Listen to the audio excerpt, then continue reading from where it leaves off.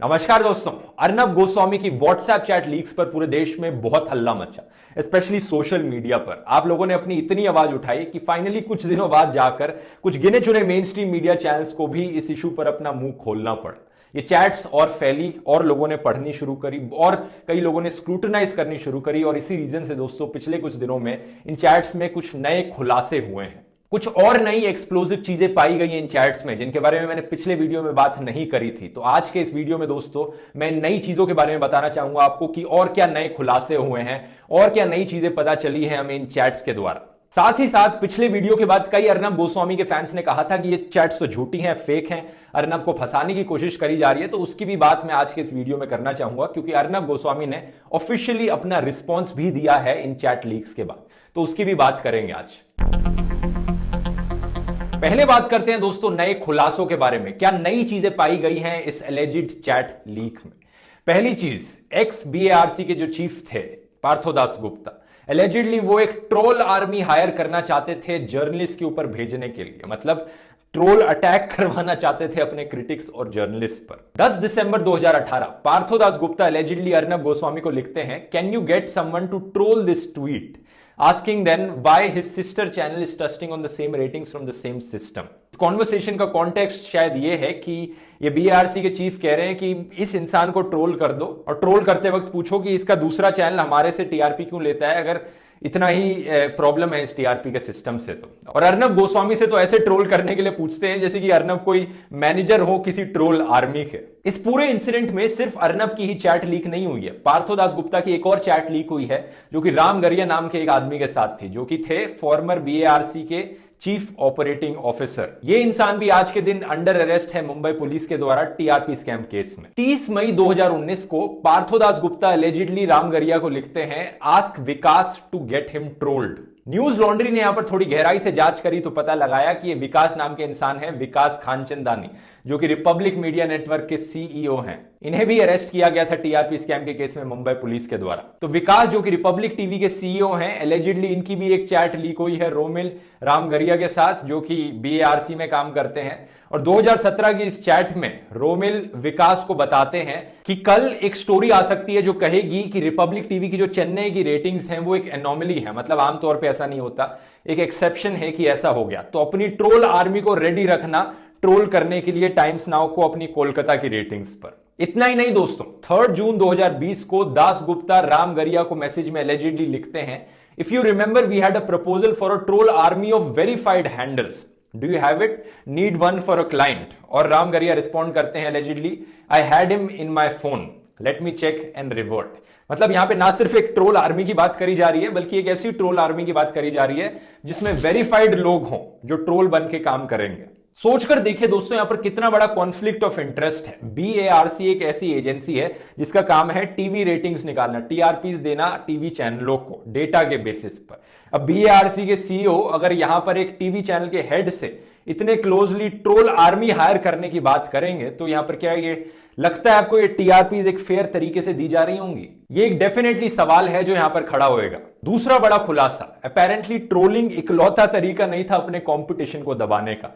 ये लोग अक्सर चीजों को लीक करने की भी बात करते हैं, जैसे व्हाट्सएप चैट लीक हुई है, ऐसे ही अक्सर इन लोगों ने बात करी है कि हम दूसरे कंपटीशन चैनल की ये चीज लीक कर देंगे ताकि उनकी इमेज खराब हो जाएगी, ये चीज लीक कर देंगे। फॉर एग्जाम्पल 19 मई 2017 को अर्नब गोस्वामी पार्थोदास गुप्ता को एलिजिडली लिखते हैं, I have a letter of India Today asking for dual frequency. अब डुअल फ्रीक्वेंसी दोस्तों इसके बारे में मैंने पहले बात करी एक टीआरपी स्कैम वाले वीडियो में। ये एक तरीका है अपनी टीआरपी को मैनिपुलेट करने का, बढ़ा चढ़ाकर दिखाने का अपनी टीआरपी को। पार्थोदास गुप्ता एलिजिडली रिप्लाई में लिखते हैं, leak it, we must play dirty here. और इसके बाद चैट में अर्नब गोस्वामी पूरी की पूरी एक स्पीच लिख डालते हैं इस लीक पर लेकर कि कैसे ये अनफेयर ट्रेड प्रैक्टिसेस हैं, इससे एथिकल बेस देश का वीकन हो जाएगा। और मजे की बात यह है दोस्तों कि मुंबई पुलिस ने एक्चुअली एलेज किया है रिपब्लिक टीवी खुद डुअल फ्रीक्वेंसी का इस्तेमाल कर रहा था अपनी टीआरपीज मैनिपुलेट करने के लिए। आगे की चैट से पार्थोदास गुप्ता और अर्नब गोस्वामी की करीबी दोस्ती भी सामने आती है। 6 जुलाई 2017 की एक चैट में पार्थोदास गुप्ता एलिजिडली अर्नब गोस्वामी से पूछते हैं, स्पाई कैम्स और समथिंग, कि स्पाई कैम्स हैं क्या तुम्हारे पास? और अर्नब गोस्वामी रिप्लाई करते हैं कि हाँ है, मैं भिजवाता हूं बाद में। सोचकर देखिए एक बीएआरसी के सीईओ को स्पाई कैम्प्स की क्या जरूरत पड़ी, और जरूरत पड़ी भी तो एक न्यूज एंकर से क्या पूछा जा रहा है उसके लिए।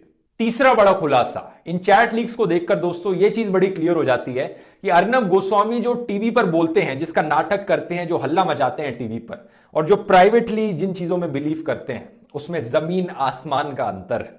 फॉर एग्जाम्पल 10 अप्रैल 2019 को इलेक्शन से करीब एक महीने पहले पार्थोदास गुप्ता एलिजिडली अर्नब गोस्वामी को लिखते हैं, NM/AS should first rejig finance ministry in the second term. The economy is screwed no matter what we tell outside. अब ये NM और AS कौन हो सकते हैं? मैं सोचता हूं तो मेरे दिमाग में तो आ नहीं रहा कि कौन हो सकते हैं ये NM और AS, लेकिन आपके दिमाग में अगर कुछ आता है तो आप नीचे कमेंट्स में लिखकर बता सकते हो। लेकिन जो भी है ये NM AS, ये कह रहे हैं पार्थोदास गुप्ता की फाइनेंस मिनिस्ट्री को चेंज करने की जरूरत है क्योंकि इकोनॉमी का यहां पर सत्यानाश हो चुका है। हम चाहे जो भी नाटक करते रहें, जनता को बेवकूफ बनाते रहें कि इकोनॉमी अच्छी है, सब चंगा है यहां पर, लेकिन हम रियलिटी में जानते हैं कि इकोनॉमी का सत्यानाश हो चुका है। लेकिन क्या आपने कभी भी अर्नब गोस्वामी को ये चीजें टीवी पर चिल्लाते हुए सुना कि इकोनॉमी खराब हो गई है, यहां पर जेटली एक बहुत बड़े फेलियर है? कभी नहीं सुना। ये चीजें बस प्राइवेट चैट्स के लिए काफी हैं, टीवी पर एक नया ही नाटक रचना है। मार्च 2017 को पार्थोदास गुप्ता एलिजिडली अर्नब गोस्वामी को सजेस्ट करते हैं, you should look at Mamata and the Muslim issue in Bengal, और अर्नब रिप्लाई करते हैं, OMG, you are like my alter ego, that is what I am on. और अपेरेंटली ऐसे इश्यूज को सिर्फ बिजनेस और टीआरपी की सेंस से देखा जाता था। चैट्स में आगे के मैसेजेस हैं, you have tremendous following in Bengal, so milk it. तो ये थी कुछ नई चीजें दोस्तों जो इस व्हाट्सएप चैट लीक से सामने आई। इसके रिस्पॉन्स में क्या हुआ? काफी टाइम तक तो अर्नब ने अपना मुंह तक नहीं खोला, कोई स्टेटमेंट नहीं दी, कुछ नहीं बोला। लेकिन कोइंसिडेंस की बात थी कि चैट लीक्स होने के बाद पाकिस्तान की फॉरेन ऑफिस ने एक स्टेटमेंट रिलीज करी। इस स्टेटमेंट में कहा गया, the recent transcripts revelations in India further vindicate our consistent position that RSS BJP government stages false flag operations, maligns Pakistan with terrorism related allegations, stokes hyper nationalism in its bid to win elections. बस यही छोटी सी statement काफी थी कि अर्नब का मुंह एकदम से खुल गया। अर्नब ने देखा यहां पर कि कैसे मैं पाकिस्तान का इस्तेमाल करके अपनी इमेज बचा सकता हूं। इसके बाद एक ऑफिशियल स्टेटमेंट रिलीज करी गई अर्नब/रिपब्लिक टीवी के द्वारा। इस स्टेटमेंट में कहा गया, the Republic media network is proof of the deep conspiracy of anti India and anti national forces against Republic media network. और बड़ी सी स्टेटमेंट के बाद नीचे लिखते हैं, सत्यमेव जयते, जय हिंद, भारत माता की जय। कमाल की बात यह थी दोस्तों, इस पूरी स्टेटमेंट में व्हाट्सएप और चैट शब्द का कहीं कोई इस्तेमाल नहीं किया गया। मतलब लोग एक्सपेक्ट कर रहे थे कि अर्नब गोस्वामी अपना रिस्पॉन्स देंगे कि ये इनकी चैट लीक हुई है तो इनका क्या कहना है, क्या ये चैट सच है या ये चैट झूठ है। कुछ नहीं कहना अर्नब गोस्वामी का। अर्नब गोस्वामी का कहना है, वो देखो पाकिस्तान मुझ पर हमला करने लग रहा है, ये पाकिस्तान की गलती है, anti India, anti national, Bharat माता की जय, बस जाओ यहां से, जाओ यहां से। ये कहना है अर्नब गोस्वामी का। ये एक टिपिकल एग्जांपल है दोस्तों स्ट्रॉ मैन आर्ग्यूमेंट का, एक टाइप की लॉजिकल फैलेसी। वैसे लॉजिकल फैलेसीज के बारे में मैंने इस वीडियो में समझाया है, डिटेल में जानना चाहते हैं आप डिस्क्रिप्शन में इस वीडियो को देख सकते हैं। स्ट्रॉ मैन आर्ग्यूमेंट बेसिकली क्या है, आपसे कुछ सवाल पूछा जाता है, कोई आर्ग्यूमेंट दिया जाता है किसी एक इशू को लेकर, और आप उसका जवाब देते हैं उस इशू को साइड में हटाकर एक नया स्ट्रॉ मैन टाइप का इशू क्रिएट करके कि मैं इस इशू को एड्रेस कर रहा हूं। बाहर से देखने में ऐसा लगता है कि अर्नब ने जवाब दे दिया। भाई क्या जवाब दे दिया, अच्छा जवाब दे दिया। अर्नब के फैंस को यह लगेगा कि क्या मुंह तोड़ जवाब दिया है यहां पे अर्नब गोस्वामी ने anti India, anti national forces के खिलाफ। लेकिन जो लॉजिकल लोग हैं, जो समझदार लोग हैं, उन्हें दिखता है कि क्या गेम चलने लग रहा है यहां पर। अर्नब से पूछा गया कि क्या ये व्हाट्सएप चैट्स असली हैं या नकली हैं। उस इशू को, उस सवाल को एड्रेस तक भी नहीं किया।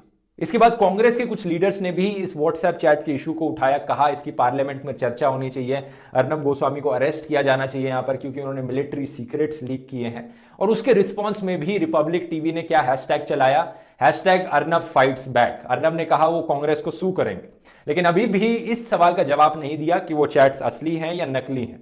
उन्होंने जो उस चैट में कहा वो सच कहा या फिर इनको फंसाने की कोशिश करी जा रही है। इसके कुछ दिनों बाद दोस्तों एक और स्टेटमेंट निकाली गई अर्नब के द्वारा, जिसमें एक लाइन में लिखा था, rally with the truth when a journalist is targeted for a WhatsApp chat on publicly available information.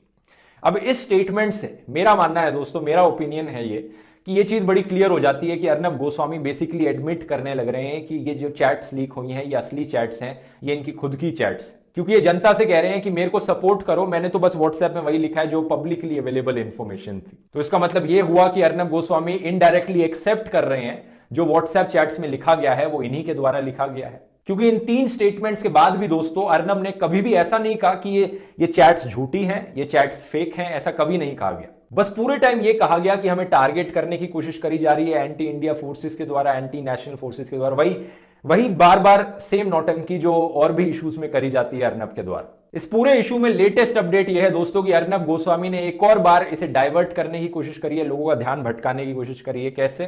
Arnab ने राहुल गांधी को चैलेंज किया 1-on-1 डिबेट पर। अब इस पूरे मुद्दे में यहां पर सोचकर देखिए दोस्तों, राहुल गांधी का क्या लेना देना। मुद्दा यह है कि यहां पर करप्शन एक्सपोज करी गई है, टीआरपी मैनिपुलेट करने की बात करी गई है, कोर्ट के जजेस को खरीदने की बात करी गई है, ट्रोल आर्मी भेजने की बात करी गई है कंपटीशन पर, एक न्यूज एंकर और रेटिंग एजेंसी की करीब दोस्ती दिखाई गई है। इन सारे मुद्दों पर अर्नब ने कोई स्टेटमेंट नहीं दी है। बस पाकिस्तान, राहुल गांधी और कांग्रेस को एक तरह से डिफेंस की तरह यूज किया जा रहा है कि इन्हें सामने खड़ा कर दूंगा तो कोई नोटिस ही नहीं करेगा यहां पर कि मेरी चैट लीक हुई है यहां पर और इनमें क्या कंटेंट था। उम्मीद करता हूं दोस्तों आपको इस वीडियो से कई नई इंफॉर्मेशन पता चली होगी। इस वीडियो को शेयर कीजिए ज्यादा से ज्यादा ताकि ज्यादा से ज्यादा लोग इसके बारे में जान सकें। और यहां पर मैं इस वीडियो को स्पॉन्सर करने के लिए धन्यवाद करना चाहूंगा कुवेरा ऐप का। कुवेरा एक बढ़िया म्यूचुअल फंड की ऐप है जिसमें आप अपने गोल के अकॉर्डिंग पैसे इन्वेस्ट कर सकते हैं। आपको नया घर खरीदना है, नई गाड़ी खरीदनी है, रिटायरमेंट के लिए सेव अप करना है, तो बस आप इस ऐप में जाकर अपना गोल सेट करिए और इस ऐप का एल्गोरिथम आपको अपने आप बता देगा कि कौन सा म्यूचुअल फंड बेस्ट रहेगा आपके लिए पैसे इन्वेस्ट करने के लिए। चलिए मिलते हैं अगले वीडियो में दोस्तों, बहुत बहुत धन्यवाद।